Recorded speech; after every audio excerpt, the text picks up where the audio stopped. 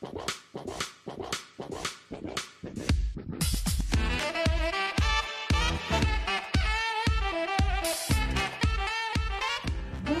Comme vous le savez, les conditions d'indemnisation du chômage vont être modifiées au cours de l'été 2019 puisque le gouvernement va prendre un décret qui va entrer en application à compter du 1er novembre 2019 et les conditions d'indemnisation des chômeurs vont être modifiées à compter de cette date. Donc pour pouvoir percevoir le chômage, il va falloir justifier d'avoir travaillé pendant 6 mois au cours des 24 mois qui précèdent l'inscription. Je vous rappelle qu'aujourd'hui, il faut avoir travaillé 4 mois au cours des 28 derniers mois.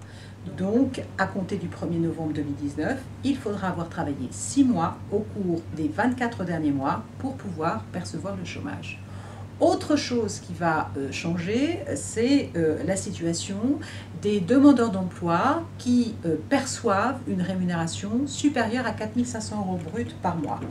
Donc, le salaire de référence pris en considération, s'il est supérieur à 4 500 € brut par mois, eh bien, ces salariés qui s'inscriront au chômage à compter du 1er novembre 2019 vont avoir leur allocation de chômage qui vont être soumis à une dégressivité.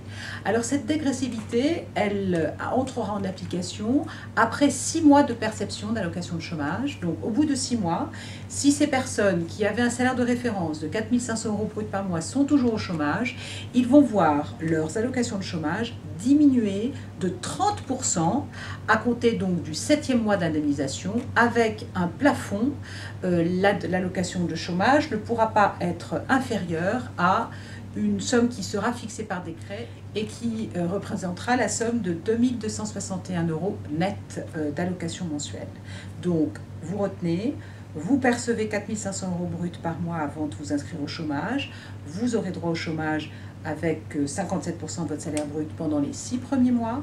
Et ensuite, à compter du 7e mois, vous toucherez 30% de moins d'allocation de chômage avec un plafond minimum à 2 261 € net d'allocation de chômage.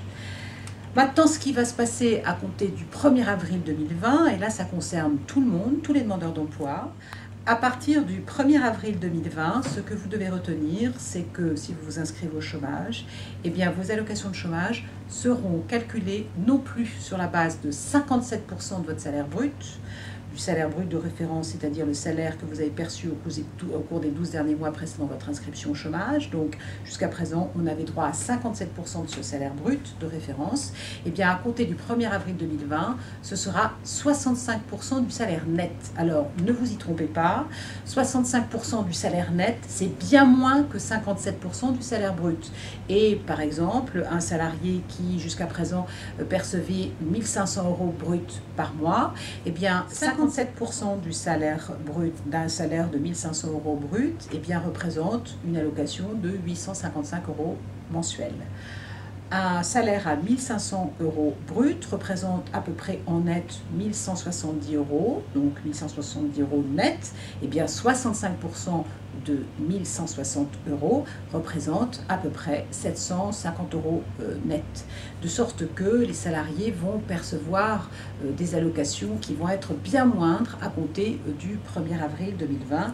Et donc ne vous y trompez pas, 65% du net, c'est bien moins que 57% du brut. Concernant les salariés démissionnaires, c'était une promesse du candidat Macron. Donc, le gouvernement nous indique que les salariés démissionnaires pourront, s'ils justifient d'une activité professionnelle de 5 années, eh bien, démissionner et percevoir le chômage. Par contre, cette démission doit être assortie d'un projet professionnel qui devra être validé par une commission. Donc, vous ne pouvez pas vous dire « mon patron m'ennuie, je démissionne et je touche le chômage ». C'est pas exact, ça n'est pas comme ça que cela se passera. C'est j'ai un projet professionnel, je souhaite éventuellement me reconvertir, bénéficier d'une formation, je fais valider mon projet professionnel par cette commission de Pôle emploi et lorsqu'elle est validée, ensuite je démissionne et je serai pris en charge par Pôle emploi. Cela pourra se dérouler tous les 5 ans, c'est-à-dire que tous les 5 ans, un salarié qui justifie de 5 années d'activité professionnelle continue eh bien, pourra réitérer sa demande d'attribution du chômage avec un nouveau projet professionnel.